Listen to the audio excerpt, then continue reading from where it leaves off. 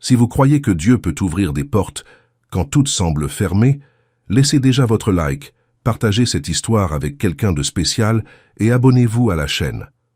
Parce que l'histoire d'aujourd'hui commence par l'abandon, passe par le silence et se termine en révélant quelque chose de si inattendu que cela a changé une vie entière. Isabella avait 18 ans, un sac à dos vert délavé et 340 raies dans la poche quand son père a ouvert la porte de l'appartement et lui a dit, sans lever les yeux de son téléphone, qu'à partir de ce jour, elle devrait se débrouiller seule.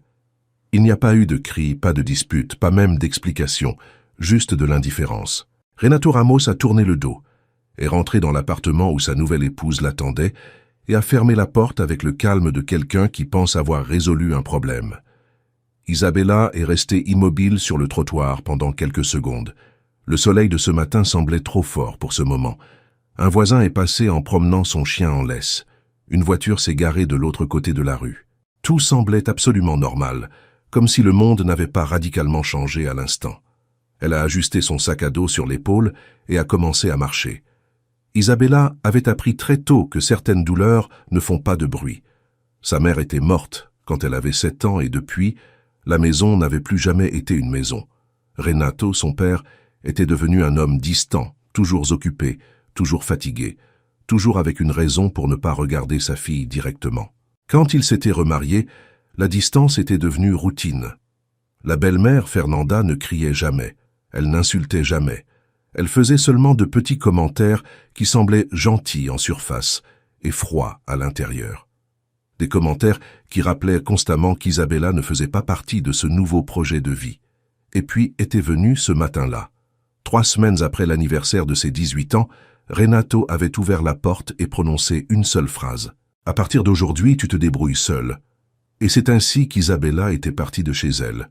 Elle n'avait que peu d'affaires, 3 tenues de rechange, des documents rangés dans un vieux livre et une enveloppe avec l'argent économisé grâce à de petits boulots après l'école. Elle avait marché presque 40 minutes jusqu'à la boulangerie Saint-José, un petit endroit au coin d'une rue animée où elle avait travaillé quelques mois plus tôt comme vendeuse. Juan Battista, le boulanger, déchargeait des sacs de farine quand il l'a vue entrer. Il n'a pas posé beaucoup de questions. Il a juste regardé le sac à dos, puis son visage, et a dit « La chambre du fond est vide. Si tu veux rester, tu peux rester. » Isabella a payé 300 raies sur le champ. Il lui restait 40 dans la poche. La chambre était petite, un peu plus de 3 mètres sur 2, avec un lit simple, une fenêtre grillagée et une ampoule jaune suspendue au plafond. Mais pour Isabella, cela ressemblait à un endroit sûr. Dans les mois suivants, elle a travaillé sans arrêt.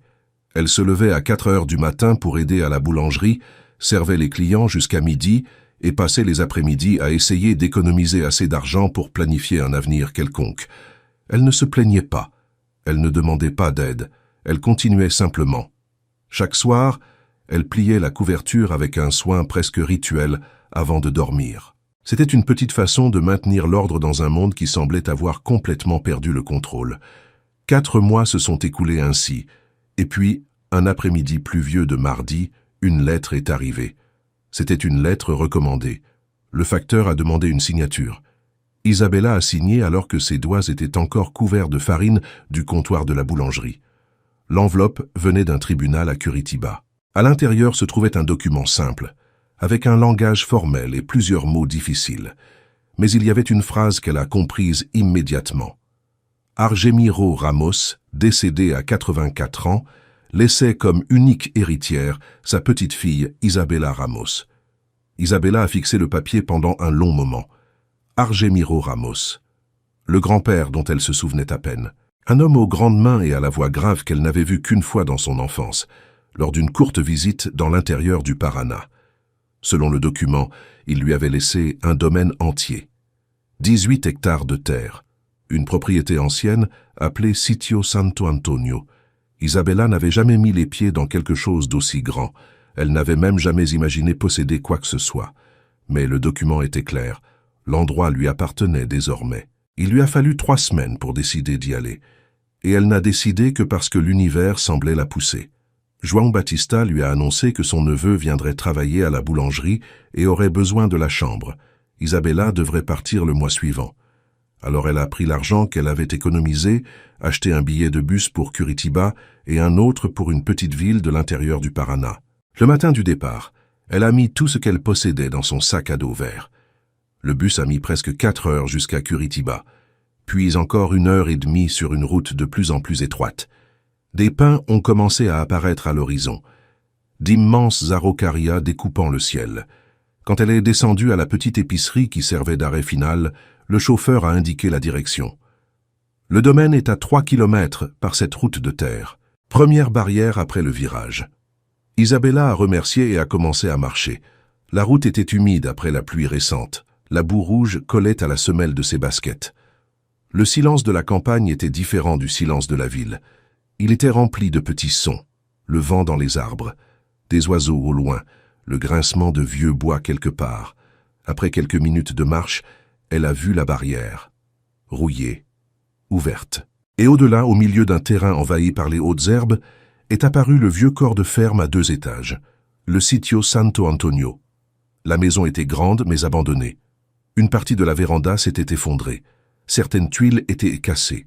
Les fenêtres étaient couvertes de moustiquaires rouillés. Cela ressemblait à une ruine. Isabella est restée immobile à regarder pendant un long moment. C'était l'endroit que son grand-père lui avait laissé. C'était tout ce qu'elle avait maintenant. Elle a respiré profondément. Elle a ouvert le cadenas avec la clé envoyée par le tribunal. Et elle a poussé la porte. L'odeur de bois ancien et de moisi est sortie de la maison comme un soupir gardé pendant des années. L'intérieur était couvert de poussière, mais la structure tenait toujours. Il y avait une lourde table en bois dans le salon, un poêle à bois dans la cuisine et un escalier menant à l'étage. Isabella a posé son sac à dos par terre. Elle a marché lentement dans la maison. C'était étrange de penser que cet endroit avait appartenu au grand-père qu'elle connaissait à peine. Mais quelque chose là semblait l'attendre. Cette première nuit, elle a dormi sur le canapé du salon, utilisant son manteau comme couverture. Et avant de s'endormir, elle a pensé à une chose curieuse. Peut-être que Dieu n'avait pas fermé toutes les portes. Peut-être qu'il la menait simplement vers un autre endroit. Le lendemain, elle a commencé à nettoyer la maison. Elle a ouvert les fenêtres. Elle a balayé le sol. Elle a allumé le poêle à bois après plusieurs tentatives. Pendant qu'elle nettoyait l'une des chambres du fond, le plancher de bois a cédé sous le poids de son pied droit. La planche s'est enfoncée, révélé une ouverture sombre. Isabella s'est agenouillée par terre. Elle a baissé son téléphone avec la lampe torche allumée et elle a vu quelque chose qui a fait accélérer son cœur. Un escalier, descendant vers un sous-sol caché sous la maison. Elle a respiré profondément et elle a commencé à descendre. Ce qu'Isabella était sur le point de trouver dans ce sous-sol allait tout changer. L'escalier grinçait à chaque marche. L'air en bas était froid et sec, différent de l'odeur humide de la maison au-dessus. Les murs étaient en pierre ancienne et le sol en terre battue semblait ne pas avoir été foulé depuis longtemps. Isabella a tenu fermement son téléphone et a éclairé l'espace autour. Au centre du sous-sol se trouvait quelque chose de grand couvert d'une bâche bleue décolorée. La structure était rectangulaire, organisée avec soin, comme si quelqu'un avait empilé cela avec beaucoup d'attention. Son cœur battait plus vite. Elle s'est approchée lentement. La bâche était attachée avec des cordes de sisal durcies par le temps.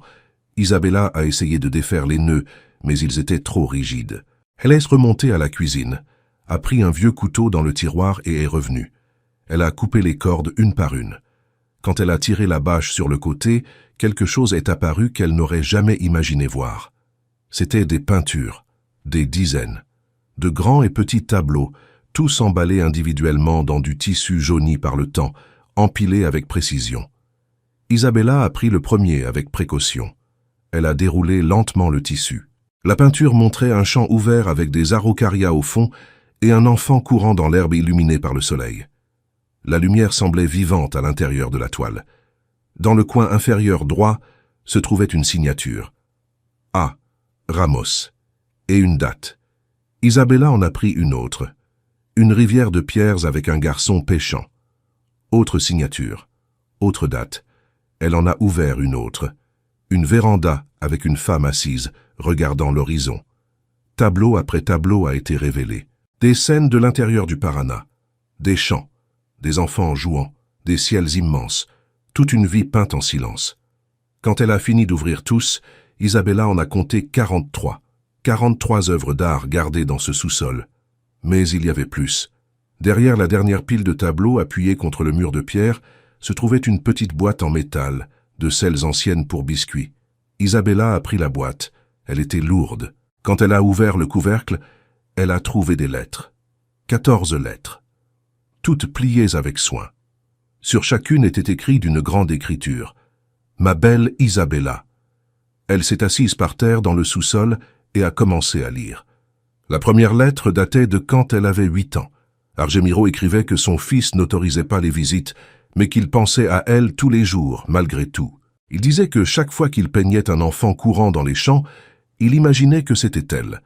La deuxième lettre parlait d'un cadeau qu'il avait essayé d'envoyer et qui avait été renvoyé. La troisième racontait les arbres qu'il avait plantés au domaine.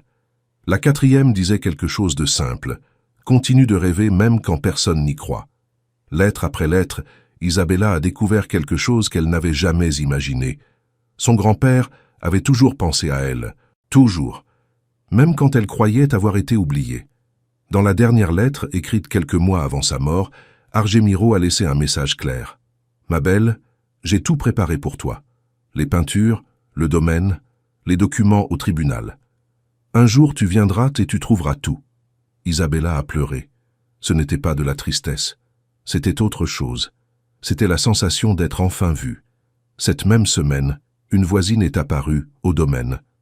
Dona Conceição. Une femme aux cheveux blancs attachés en chignon simple et au tablier fleuri. Elle a apporté un pot de confiture de lait. Elle s'est assise à la table de la cuisine et a raconté qu'elle connaissait Argemiro depuis 40 ans.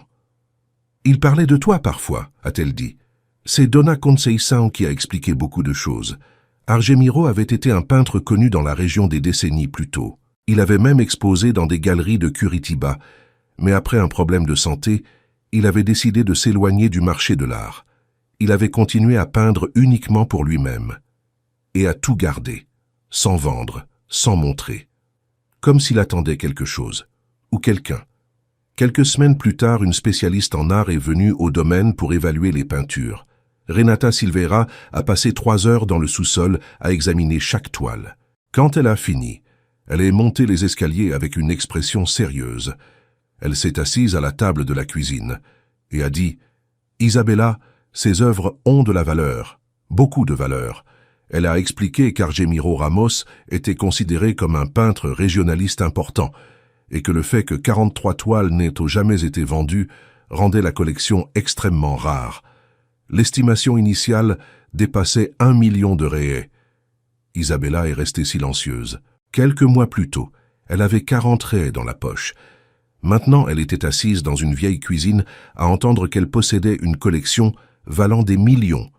Mais l'histoire n'était pas encore terminée. 3 semaines plus tard, un homme est apparu à la barrière du domaine. Claudio Ramos, frère d'Argemiro, grand-oncle d'Isabella. Il est arrivé accompagné d'un avocat. La contestation a été rapide. Claudio affirmait qu'Argemiro n'était pas en pleine capacité mentale quand il avait signé le testament. Et il voulait la propriété. Le procès a commencé immédiatement. Le juge a suspendu toute vente des peintures jusqu'à ce que tout soit résolu. Isabella a recommencé à ressentir le même froid dans l'estomac qu'elle avait ressenti la nuit où elle avait été expulsée de chez elle. Mais cette nuit-là, assise sur la véranda du domaine, en regardant les araucarias sous le ciel étoilé, elle s'est souvenue d'une phrase d'une des lettres. « Reste ferme ». Le lendemain, Dona Conceição a emmené Isabella chez un avocat à la retraite nommé Evaristo Paz. Il avait été l'ami d'Argemiro pendant des décennies. Quand il a entendu toute l'histoire, il a ouvert un vieux dossier gardé sur l'étagère. À l'intérieur se trouvaient des documents. Argemiro avait tout prévu.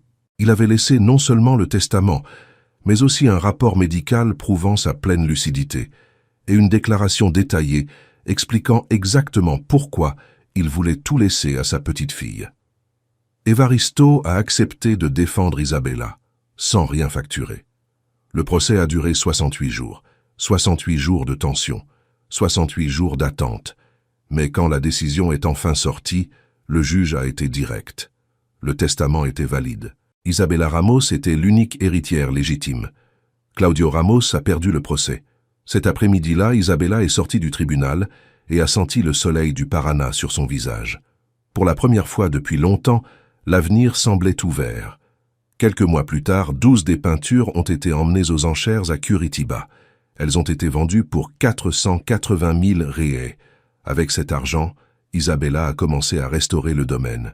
Toit neuf, véranda reconstruite. Puas réactivée. L'ancienne maison abandonnée a commencé à reprendre vie, et puis elle a pris une décision qui allait tout changer.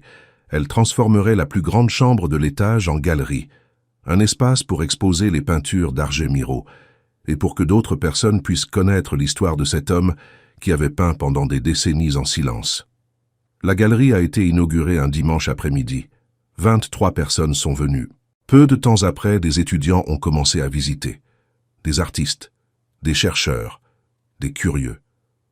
Le domaine qui était autrefois abandonné s'est transformé en un lieu plein de vie. Et des années plus tard, Isabella a créé là le projet Argemiro, des cours gratuits de peinture pour les jeunes de la région, des adolescents qui, comme elle un jour, essayaient de trouver un chemin, parce que parfois la plus grande héritage n'est pas l'argent. C'est l'opportunité de transformer la douleur en quelque chose qui illumine les autres. Si cette histoire vous a touché d'une quelconque façon, laissez votre like, partagez-la avec quelqu'un de spécial et abonnez-vous à la chaîne, parce que des histoires comme celle d'Isabella rappellent quelque chose d'important.